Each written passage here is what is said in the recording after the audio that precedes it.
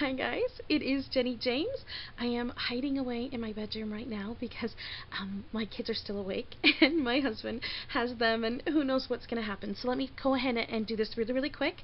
First off, today's lesson is lesson 7, Double Trouble, which is really fun, and I've got a fun story to go with it. You know me. But really quick, I have some news from my publisher. On Monday, there's a distribution place just 2.5 hours from my home, north of my home, and they're housing inside their warehouse 90 boxes of my books, Okay, 90 boxes of them. Can you like even imagine how many boxes that is? Anyway, so I got to sign 200 books. Not 200 boxes, 200 books. I got to sign 200 books at the distribution center. I left messages for each book. I just want you to know my hand fell off. Okay, it's gone. I would show you my right hand, but I don't have one. Okay? No, I'm just kidding. But it was seriously, I thought I was going to die. I signed them all in like 2 hours, and I was like, oh my gosh. It was a lot of books. Okay, just so you know. That's a lot of books to sign. But I really wanted to do it because I know a lot of you guys are expressing interest in Pride and Popularity. I know, and I may never get to meet any of you guys. And I love you so much. I love that you come onto my class and you guys do this. So these are especially for my fans and for this class and for the Wattpad people. So what I've done is I've gone with an independent bookstore. I wanted to also help out a bookstore. They are on Amazon at the moment. With the book, they're the only way you can get it is through Amazon, through this bookstore. It's called Confetti Books, and they're really great, and they will send you an autographed copy of my book. Well, just the first 200. After I sell out, then I sell out. There's no really. I have to drive. My husband was just like, what? It ended up being like a 9-hour trip for us to go up there and do all of that, and then come back home. So it ended up being quite a day, but I really wanted to be able to do this for you guys, so I did, because I love you. Okay, just to let you know, oh, and it's also available for ebook and on the Kindle and the Nook for just $4.99, so that's a whole lot cheaper. The actual book itself is $11.99. But anyway, okay, so and make sure, I don't know, some of you might catch this video later. Make sure it's the Amazon bookseller. It's not part of Amazon. They're just a bookseller that go through Amazon, and they're called Confetti Books, and they have it for you. You really do need to go through their store because they've got it here locally. Okay.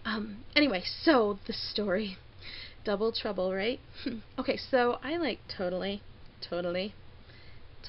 like this guy when I was in 8th grade, and he was a 9th grader.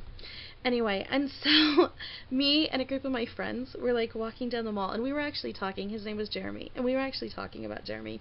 And then lo and behold, he totally walks out of the Foot Locker, which was like the it place for guys at the time, you know, because it had all like the cool sportswear stuff. And anyway, and I lived in Phoenix, and he walks out of the Foot Locker, and I'm like, oh my gosh. And you know, like when you're walking and your knee gives out sometimes, and you're like total dork because you're like, and you just like, whoa, what was that?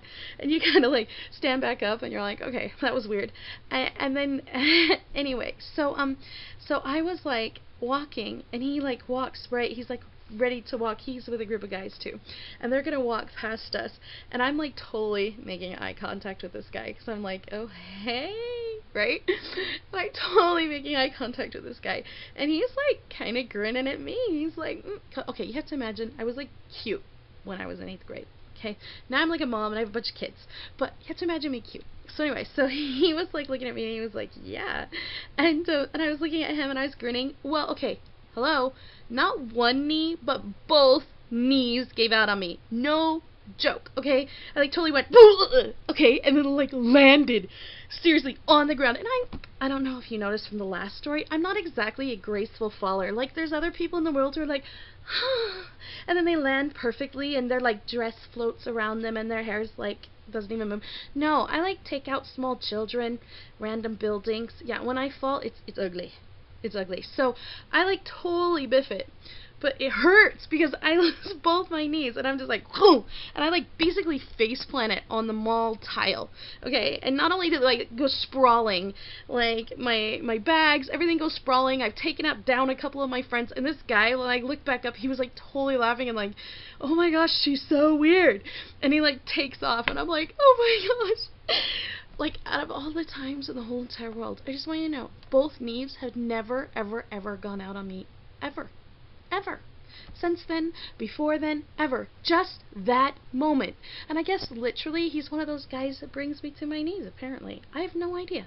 It was just awful. So, that is double trouble. That's when it isn't just one where you can kind of recover and act like you tripped. So you're like, oh, no. That's like where you go, bleh, and die.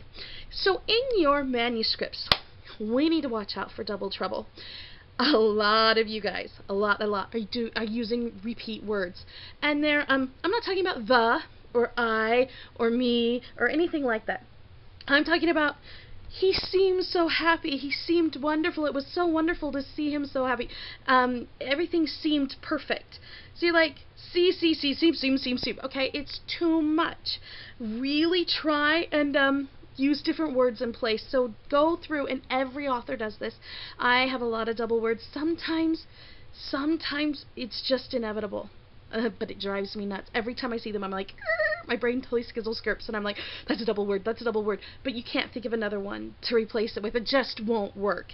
And you have to have both. So then you go ahead and keep it. But for the most part, you really, really want to watch those. And that's definitely in the same paragraph. Watch those. And then also, it can be like 2 or 3 paragraphs down. It's like, that was so amazing. Wasn't that amazing? Oh my gosh, that was so amazing. So you don't want to have, unless it's part of the dialogue and it's kind of being funny, then that's okay. But to describe something, if you're thinking about it describing, that first amazing's okay. Second one, no. Third, maybe. Maybe, depending on how far it is. Now, if you have some word like skizzle-skirp in there, you only get to have the word once. Once, the whole entire book. Maybe twice. Maybe. That really depends on where it's placed, because it's one of those words that totally stand out. So when you really got to watch it, because when you're describing things and you're like claustrophobic or something, you really don't want to have that word just thrown around every single chapter. So really watch it. Watch your double trouble. Watch repeat words. And this also goes for when you're writing an essay in class. Okay. This is the best advice I can ever give you, because this is a writing secrets course, yes? So I'm going to teach you my secrets. This is what I'm doing. Teaching you the secrets of a great author. Okay, so when you're writing in third person, the greatest secret you will ever learn, ever, is you do not want to start your sentences with the same word in a paragraph. Okay? You don't want, Janice said this, blah, blah, blah, blah, blah. Janice did this, blah, blah, blah, blah, blah. Janice did that. You do not want that in the exact same. You don't want no starts, none at all of the same sentence either, okay? And that goes for when you're writing essays. Remember, in your paragraph, every sentence has to start with a different word. When you're writing your essays, if you want to get straight A's, believe me, I was a straight A essay writer, follow that. Follow that exact advice. Do not ever, and it just flows. It just flows so much better. And your teachers are like, wow, what a great writer. Because so many teens, so many kids start every single sentence with the. Don't do it. You get one the per paragraph, okay? And each paragraph is at least 4 to 5 sentences is a really good paragraph. So, watch Double Trouble. Watch it. I want you guys to be amazing writers. So especially when you're doing the third person where it's the narrator talking, remember, no beginnings. Your beginnings can't be the same. And even when you are writing first person, I know first person you get away with it. You can write a lot of, I said this and I was thinking that, and I there's a lot of I's that begin sentences. There's a lot of I's throughout. But if you can begin your sentence differently, do it.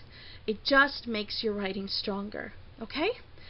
Watch out for double trouble. I'm gonna have some examples down below, and I'm just gonna have you guys